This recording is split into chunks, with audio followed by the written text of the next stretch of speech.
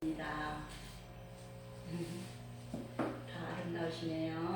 멋지고. 빨간색이 정말 네, 우리 주님의 몸된 공동체인 교회는 하고자 얻고자 하는 것이 분명히 있습니다.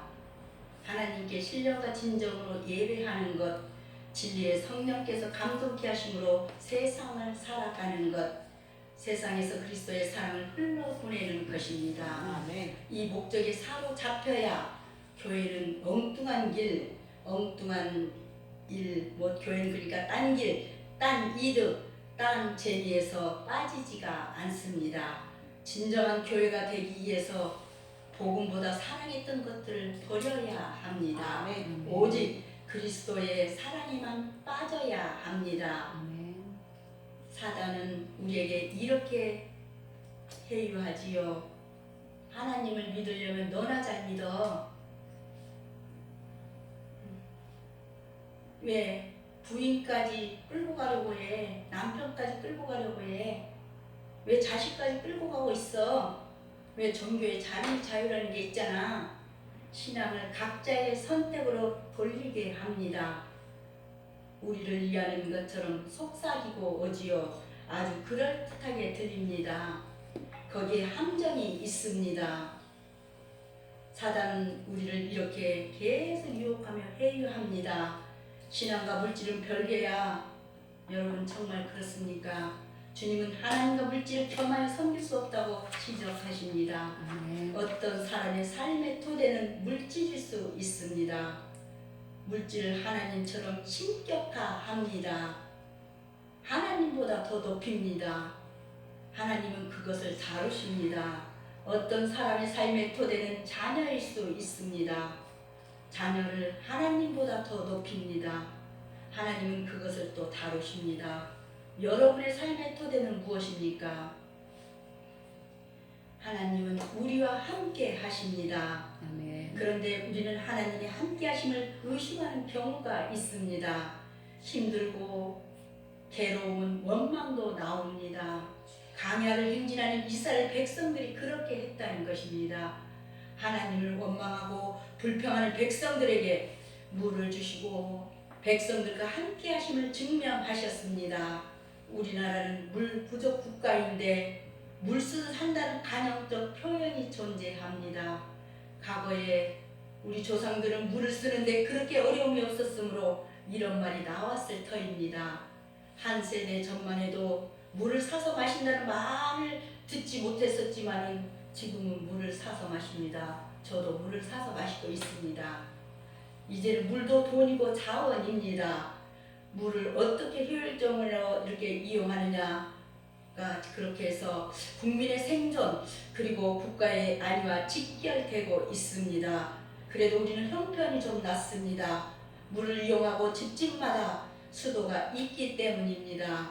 그런데 저개발국가에서는 물을 구하지를 못합니다. 아이들은 흙탕물을 먹고 배탈이 나는 경우가 많습니다. 방송에서도 많이 보시죠. 물 한 동이 구하려고 십리길을 왕복하는 경우가 있다고 합니다. 한 세대 전만 해도 그렇게 한 세대 전에는 그거 아세요? 물지개를 쥐고 나르던 적이 있었던 것을 생각하면 저개발국 국가 그런 사람들의 고충을 이해할 수 있을 것입니다. 우리도 옛날에 들어봤었어요. 그래도 우리나라는 물 부족 국가입니다. 그렇게 흔하던 이런 지하수는 고갈되고 또 오염이 많이 되었다고 합니다. 폐기물을 이렇게 매입하다 보니까 토양이 오염되고 따라서 수질도 오염됩니다. 물을 얻지만 농사에도 쓰기가 어렵습니다. 오염된 물을 사용하다가 발암물질에 이렇게 식물에 이렇게 붙기도 하고 또 오염된 물과 식물을 또 마신 동물들 안에 발암물질이 그대로 생기기도 합니다. 또 발암물질은 닮은 이런 적은 식물과 동물을 먹는 우리 사람도 발암물질에 노출되어 있습니다. 홍수에 마실 물이 없다는데 홍수가 아님에도 이렇게 안심하고 마실 물이 부족하다는 것입니다. 오늘 하나님이 함께 하신다. 생명의 증거가 어떻게 증거되는지 말씀을 통해 보시겠습니다. 첫째로 백성들의 원망을 보신 하나님.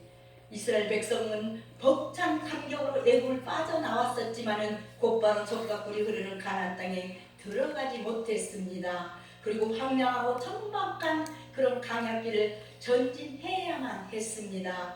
어쩌면 이것은 지금 우리 하늘 가나안 그렇게 천국에 들어가기 이르기까지 이 땅에 우리가 살아가야 하는 우리 성도들의 삶의 모습이 아닌가 합니다. 우리는 천국에 이를 때까지 완전한 안식에 이를 수 없고 그저 이 강야에서 저 강야로 정말 이동해 가야 할 뿐입니다. 어쨌든 이스라엘은 이러한 어려운 현실에 직면해서 담대히 신앙적으로 대처하지 못하고 오히려 고통스러운 일을 만날 때마다 자신들 애굽에서 인도해낸 바로 지도자 모세를 향해서 험악한 말로서 해서는 안 될 말로서 원망하고 불평했다고 14장 11절은 말씀하고 있습니다. 그러니까 노예 근원에서 완전히 벗어나지 못했기 때문에 앞뒤가 막힌 상황에서 두려워 떨고 있을 때 가만히 서서 하나님의 능력을 바라보라는 것인데 그걸 못했다는 것이죠. 하나님의 능력을 의지함으로 세상에서 담대하게 살아갈 수 있는 것입니다. 사실 이스라엘 백성은 애굽에서 비참한 노예 생활을 하고 있을 때 그 질곡의 현장에서 구원해 줄 것을 간절히 호소했던 사람입니다. 2장 23절 보던 그 고된 노동으로 말미암아 부르짖는 소리가 하나님께 상달되었다고 그렇게 했을 때 기도를 했었다고 합니다. 상달된지라고 기록하고 있습니다. 출애굽을 전후하여서 지도자 모세와 아론의 말에 절대 호응하는 그런 말을 일을 했었는데 어느 순간에 아론이 그러니까 여호와께서 모세에게 이르신 모든 말씀을 전하고 그 백성 앞에서 이적을 행하니 그런 거 보고 있었잖아요. 그들 스스로 출애굽을 적극 소원했고 또 출애굽을 기뻐했었습니다. 그런데 이제 그들은 물이 없다는 이유 하나만으로 모세와 다투며 그를 향한 온갖 비난과 불평을 쏟아부었던 것입니다. 그리고 무엇보다 출애굽 자체를 원망하였습니다. 어쩌면 이것이야말로 그들이 원망할 수밖에 없었던 이유가 아니었겠습니까? 다시 말하면 이스라엘이 습관적으로 원망하게 된 것은 바로 자신들을 구원해 주신 하나님의 은혜를 잊어버리고 망각하고 그 은혜에 대해 무감각했기 때문이라고 할 수 있습니다. 그렇습니다. 구원에 대한 감격이 없고 은혜에 대한 감사가 없는 자는 필연적으로 원망과 불평을 일삼을 수밖에 없습니다. 구원받은 사실 하나만으로도 기뻐할 수도 있고 하나님께서 베푸신 은혜를 잊지 않는 자는 항상 근데 그 입에서 감사와 찬양이 흘러나올 수밖에 없습니다. 원망하지 마십시다. 아멘. 원망은 그 심령을 상하게 하고 그 영혼을 멸망에 이르게 한다고 고린도전서 10장 10절 말씀하고 있습니다. 그들 가운데 어떤 사람들이 원망하다가 멸망시키는 자에게 멸망하였나니 너희는 그들과 같이 원망하지 말라. 원망하는 사람들과 같이 하지 말라는 것입니다. 이스라엘 자손이 강야에서 물 부족을 이렇게 경험했습니다. 강야에서 물 얻는 일은 여간 어려운 일이 아닙니다. 이스라엘이라는 나라 그 자체가 물이 부족한 곳인데 강야이니 마실 물이 더 부족했을 것입니다. 게다가 한두 사람도 아니고 민족이 이동하는 가정이니 물이 많이 필요했을 터입니다. 물을 조금 얻는다 해도 그 많은 백성에게는 턱없이 부족한 것입니다. 무엇인가 부족한데 생존의 이역까지 될 정도면 문제 해결보다는 원망이 먼저 나올 것입니다. 나올 수 있지요. 강야를 이렇게 행진하는 민족도 불평하고 원망을 합니다. 자기들이 이끌어낸 모세를 향해서 물을 내놓으라고 합니다. 사실 모세도 어찌할 수 없는 형편입니다. 그런데 모세를 향해 그렇게 억지를 부리는 듯하니까 모세도 그냥 답답할 따름입니다. 답답할 노릇이죠. 모세가 백성들에게 어찌하여 나와 다투고 하나님을 시험하느냐고 질문하고 있습니다. 그런데 백성들은 지금 목마른 원인을 모세에게 찾습니다. 모세가 애굽에 사는 백성들을 설득해서 지금 물이 없는 곳으로 데리고 왔다는 것입니다. 많이 설득이지 꼬드겼다고 생각할 수도 있습니다. 모세의 꼬드김 때문에 백성들과 자녀들 그리고 가족들이 목말라 죽게 되었다는 것입니다. 백성들은 모세를 따라 나온 이런 선택이나 애굽에서 고생했던 것을 까맣게 잊은 것 같습니다. 이때 하나님은 어떻게 하실까요? 하나님이 모르고 계실까요? 전혀 그렇지 않습니다. 하나님이 보고 계십니다. 두 아멘. 번째로 모세의 탄원을 들으신 하나님. 이스라엘 백성이 이렇게 다투고 원망한 것은 표면적으로는 그들의 지도자 모세를 향한 것이었지만 근본적으로 볼 때 그들은 하나님을 원망하고, 그러니까 하나님을 향하여 원망하고 시비를 걸었던 것입니다. 다시 말하면 이스라엘 백성들은 그들을 고역 땅, 바로 애굽에서 구원하여 이곳까지 인 것인 하나님을 시험하고 하나님께 그런 교만한 고개를 쳐들고 말았다는 것입니다. 실로 이스라엘 백성은 그 누구보다도 하나님의 은혜를 많이 받았고 그 어느 민족보다 하나님의 능력과 이적을 많이 체험한 민족입니다. 그들은 바로 얼마 전 정말 물이 써서 먹을 수 없을 때에 하나님께서 쓴물을 담게 만들어주신 이적을 체험하고 그렇게도 원하던 물을 마실 수 있었다고 출애굽기 15장 25절 말씀하고 있습니다. 모세가 여호와께 부르짖었더니 여호와께서 그에게 한 나무를 이렇게 가르치시니 그가 물에 던지니 물이 달게 되었더라. 거기서 여호와께서 그들을 위하여 법도와 율례를 정하시고 그들을 시험하실세. 그럼에도 그들은 우리 자녀와 우리 생축으로 목말라 죽게 하느냐고 오늘 3절 이렇게 말로 추악한 불신앙적인 원망을 발설하고 있는 것이 아니냐는 것입니다. 믿음은 하나님께로부터 오는 것입니다. 하나님에 의해 단련받아야 합니다. 진실로 하나님은 지금까지 그들이 궁핍할 때 이렇게 먹이셨고 그들이 위험에 처했을 때 권능의 손으로 그들을 구원해 주셨습니다. 그리고 하나님은 바로 이 순간에도 이스라엘을 도우실 만반의 준비를 하고 계십니다. 그런데 그런 이스라엘은 기다리지도 못하고 하나님을 시험하고 하나님께 대들고 있는 것이 아닙니까? 진정 이스라엘 백성에게 지금 당장 필요한 것은 마실 물이 아니라 물을 주실 하나님께 대한 바른 신앙이라 하겠습니다. 신앙의 회복 없이 단지 물만을 요구할 때 또 다른 불평, 또 다른 범죄는 계속될 것입니다. 자신의 어려운 처지로 인해서 하나님을 시험하여 그분을 원망하고 그분의 존재 자체를 아예 무시하는 불신앙자가 그런 사람에게는 결단코 내일에 대한 희망이 있을 수 없음을 잊지 마십시다. 고린도서 10장 9절은 그들 가운데 어떤 사람들이 주를 시험하다가 뱀에게 멸망하였나니 우리는 그들과 같이 시험하지 말자라고 말씀하고 있습니다. 백성들의 원망과 불평을 듣는 모세는 어떻게 해야 할까요? 백성들에게 따져묻고 질책하면 문제가 해결될 수 있을까요?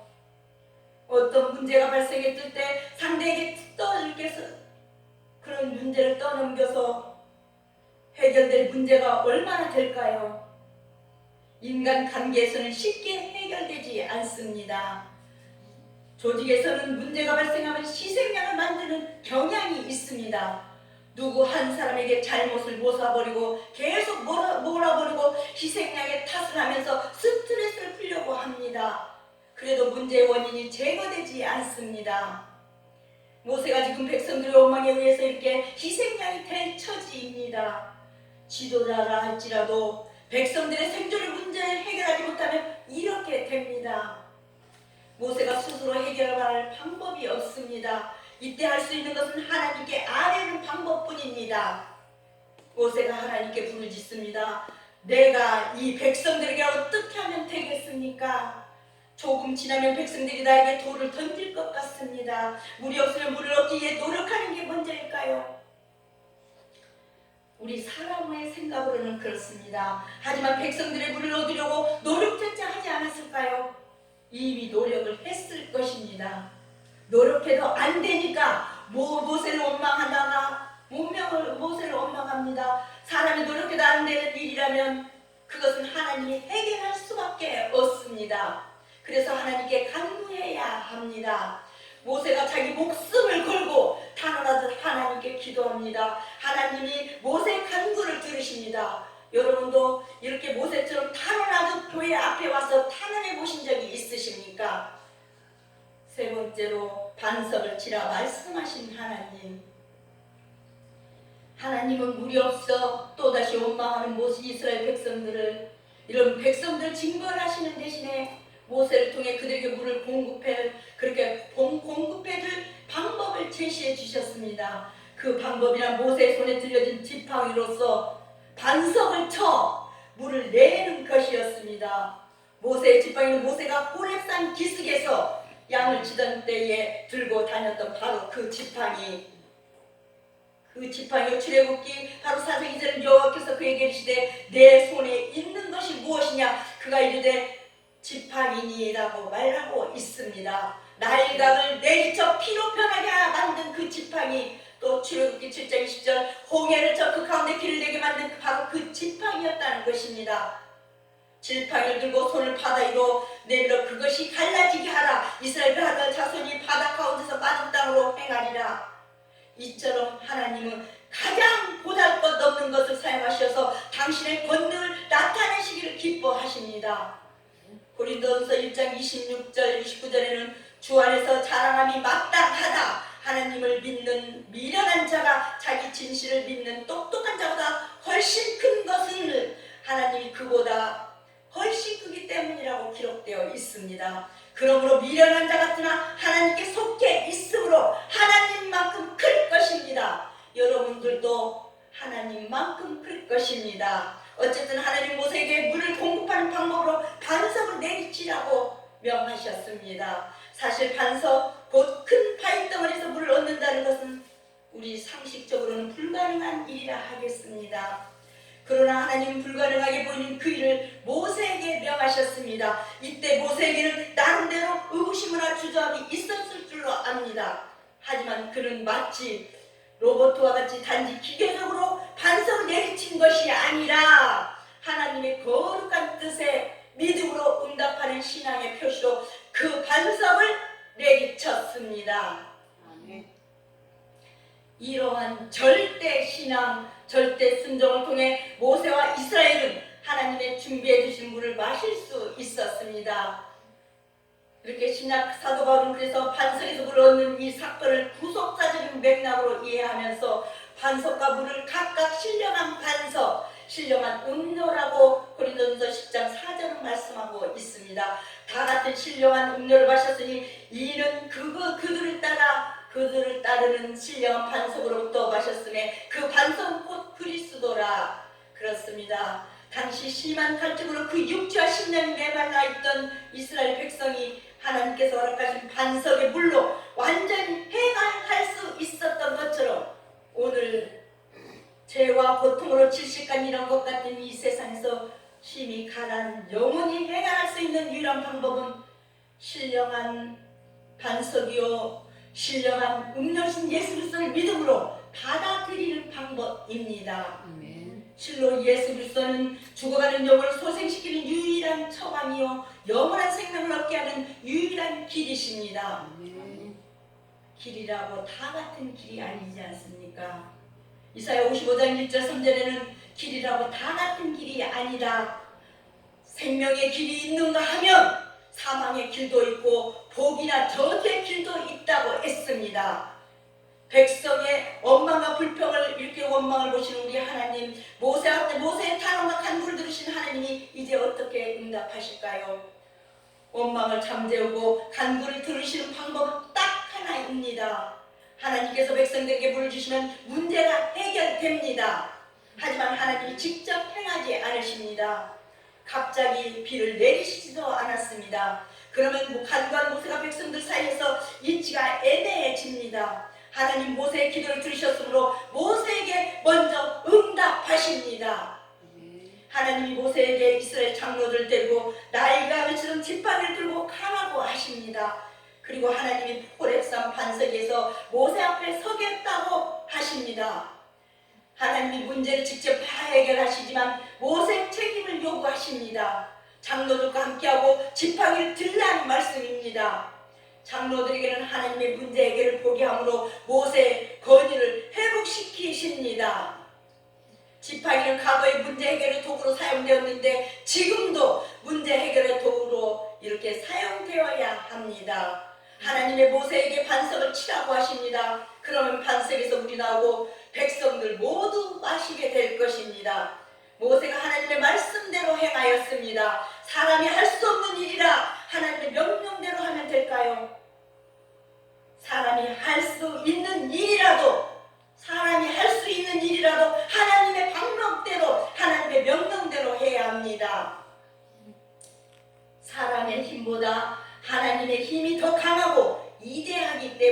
있습니다. 반석 어치라 말씀하신 하나님께서 네 번째로 시험을 당하지 않으신 하나님, 모세가 하나님의 말씀대로 행하고 반석에서 물이 나와 모든 백성들이 마실 수가 있었습니다. 이제는 물 부족으로 인한 생존을 걱정하지 않아도 됩니다. 그러나 하나님은 백성들의 원망을 기억하십니다. 백성들의 원망 이유가 무엇일까요? 단순히 물이 없기 때문일까요? 아닙니다. 백성들은 물 부족을 보고 하나님이 자기들과 함께 하시지 않는다고 생각했습니다. 하나님이 함께하면 이런 어려움을 당하지 않을 것이라 착각했습니다. 사실 하나님이 함께 하셔도 어려움을 당할 수 있습니다. 여러분 예수 잘 믿고 교회 열심히 주일 지킨다고 어려움이 없으십니까? 더 많이 있을 수도 있습니다. 하나님 백성들의 믿음을 단련시키고자 어려움을 당하는 백성들을 잠시 바라만 보실 수도 있습니다. 그런데 백성들은 하나님의 뜻을 알지 못합니다. 하나님을 오해하고 자기의 감정에 의해 하나님을 판단하려 합니다. 모세가 이 사실을 알고 있으며 문제의 본질을 정확히 깨뜨리고 있습니다. 그래서 호렙산 바위가 있는 곳 이름을 마사 혹은 무리바라고 불렀습니다. 모세와 백성들이 다툰 곳, 하나님이 함께 하시지 않는다고 착각하며 하나님을 시험한 곳이라는 그런 의미입니다. 사실 하나님은 악에게 시험을 당할 뿐이 아닙니다. 아멘. 야고보서 1:13절은 사람이 시험받을 때에 내가 하나님께 시험을 받는다 하지 말지니 하나님은 악에서 시험을 받지 아니하시고 친히 아무도 시험하시 아니하시니라고 말씀하고 있습니다. 호렙산 바위의 이름은 듣는 이런 후손들은 부끄러움을 기억하고 다시는 하나님을 시험하지 않을 것입니다. 하나님을 불신하는 행위가 없어야 합니다. 그런데 지금도 하나님을 시험하는 사람들이 많습니다. 참 안타까운 일입니다. 우리가 구원받은 뒤고 이렇게 곧바로 죄와 고통이 없는 하늘나라로 직행한다면 그것처럼 행복한 일이 또다시 어디 있겠습니까? 하지만 구원을 얻고 신앙의 길로 돌아서면서부터 오히려 믿기 전보다 더 큰 고난과 역경에 직면해야 하는 것이 우리 신자들의 현실입니다. 그렇습니다. 우리 신자들이 걸어가는 이 땅은 결코 우리가 영원히 안주할 천국이 아니라 나그네 생활 동안 필연적으로 이렇게 지켜져 가야 할 임시 거처입니다. 그리고 그 임시 거처는 항상 죽음과 갈등과 고통이 생존하고 척박하고 황량한 처소입니다. 강야 생활이지요. 우리는 임시 거처인 이 세상을 살다가 하나님이 마련해 두신 거룩한 하늘 처소에 온전히 이르기 위해서는 무엇보다 이 땅에서 사람에게나 하나님에게나 원망하는 일을 삼가해야 합니다. 그리고 하나님의 권능과 심지어 그분의 존재를 시험하는 따위의 불신앙적인 행동을 절대 삼가해야 하겠습니다. 대신 우리는 비록 죽음 같은 이 세상을 살아갈지라도 하나님이 허락하신 생명의 물, 신령한 음료이신 예수 그리스도를 믿고 의지하며 따르고 그분을 나의 구주로 받아들여서 이 땅에서 영을 준비해 가야 하겠습니다. 오늘도 고통과 절망의 땅에서 천국을 향해 한 걸음씩 전진해 가는 이런 여러분들의 신령한 분투를 기대해 보겠습니다. 아멘. 말씀을 마치겠습니다. 기도하겠습니다. 하나님 감사합니다. 교회 절기를 따라 이렇게 부활의 감격을 오랫동안 누리게 하시는 우리 아버지 하나님, 죄인을 의인으로 바꾸어 주시고 하나님 나라에서 영원한 파스카 하루 통과하고 넘어갈 수 있도록 구원의 손길을 바로 그 기쁨을 누리게 하시는 감사를 드립니다. 아멘. 지난 한 주간 세상에서 살면서 부활의 감동을 살지 못하고 저희가 처한 환경 가운데서 고통스럽게 얽매여 산 것을 용서하여 주시옵소서. 저희가 부활하는 승리의 날을 가슴에 품고 끊임없이 깨어 기도하고 주님의 뜻대로 살 수 있게 다시 한번 용기를 주시옵소서. 가정에서 직장에서 교회에서 온전히 헌신하고 충성하는 저희 모두가 되게 만들어 주시옵소서.